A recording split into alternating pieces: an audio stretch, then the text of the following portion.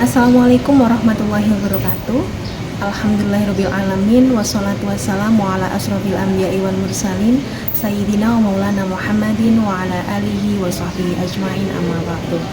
Yang terhormat Bapak Rektor Universitas Islam Sultan Agung, yaitu Bapak Profesor Dr. Haji Gunarto SHMH, dan juga yang kami hormati Ibu Leli Nisfi Setiana SPD MPD selaku dosen mata kuliah berbicara akademik yang senantiasa kami banggakan.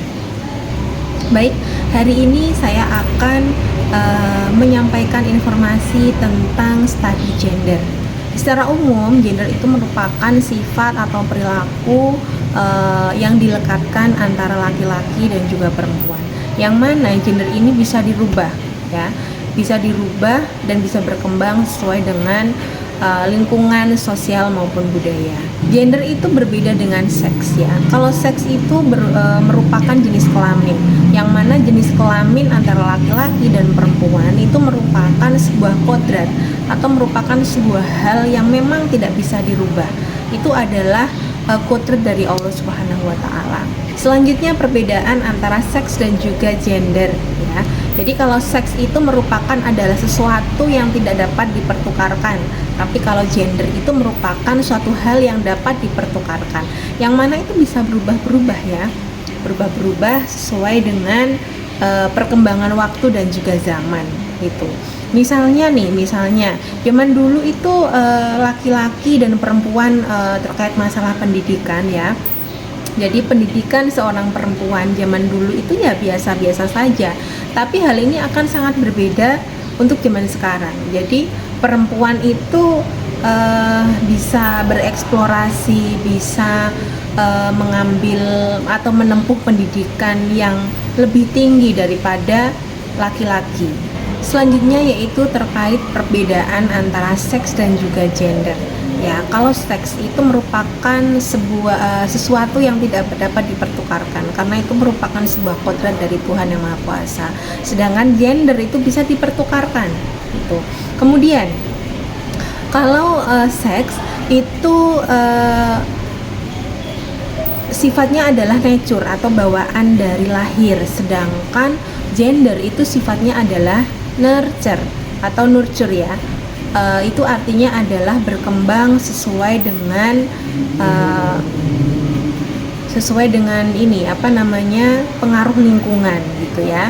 Kemudian kalau laki-laki dan perempuan itu alat kelaminnya seperti itu, ya, seperti itu sudah jelas, itu nggak bisa dirubah karena itu adalah bawaan dari lahir atau nature. Kemudian kalau gender itu biasanya terkenal kalau laki-laki itu adalah seorang yang kuat. Kemudian kalau perempuan itu adalah seseorang yang lemah, gitu. Tapi ketika hal ini kita sampaikan ke orang, itu juga ada juga yang tidak sependapat dengan hal itu, gitu, ya. Seorang perempuan dia nggak mau dikatakan lemah, gitu. Maka dari itu gender itu bisa dirubah atau dipertukarkan. Kemudian kalau laki-laki itu ini urusan gender, ya. Kalau laki-laki itu pemikirannya lebih rasional, lebih masuk akal, tapi kalau perempuan itu lebih emosional, ya. Kemudian kalau laki-laki itu adalah seorang yang tampan, tapi kalau perempuan itu adalah seorang yang cantik. Nah, itu adalah gender. Kemudian seks itu proses alamiah yang diberikan Tuhan kepada kita semuanya atau given. Tapi kalau gender itu berkembang mengikuti atau berdasarkan proses belajar, gitu, ya. Kemudian kalau seks itu sifatnya permanen, tidak bisa dirubah dan juga universal. Artinya universal itu berlaku untuk di seluruh dunia, ya, universal atau universe. Terus kemudian kalau gender itu dapat dirubah dan tidak universal. Itu adalah perbedaan antara seks dan juga gender. Pengalaman biologis perempuan yang memang itu spesial dimiliki oleh perempuan, diantaranya itu adalah perempuan itu bisa menstruasi, kehamilan, mengalami kehamilan, kemudian melewati sebuah persalinan, kemudian nifas dan juga menyusui. Itu adalah hal-hal yang sifatnya kodrat, ya, kodrat dari Tuhan yang Maha Kuasa yang diberikan kepada seorang perempuan gitu.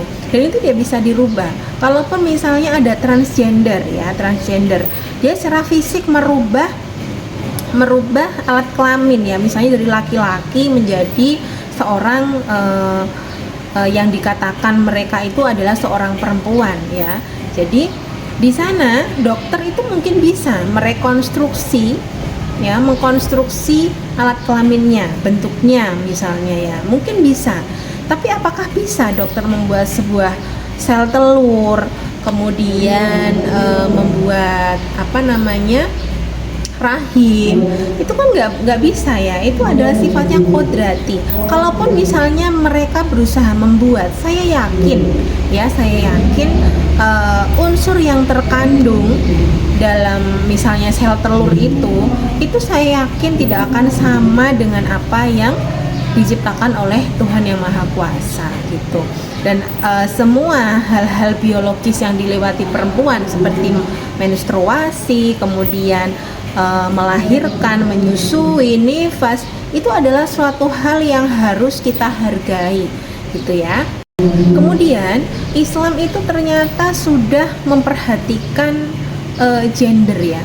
Jadi pandangan gender dalam Islam itu sudah tertuang dalam surat-surat yang ada di Al-Quran gitu.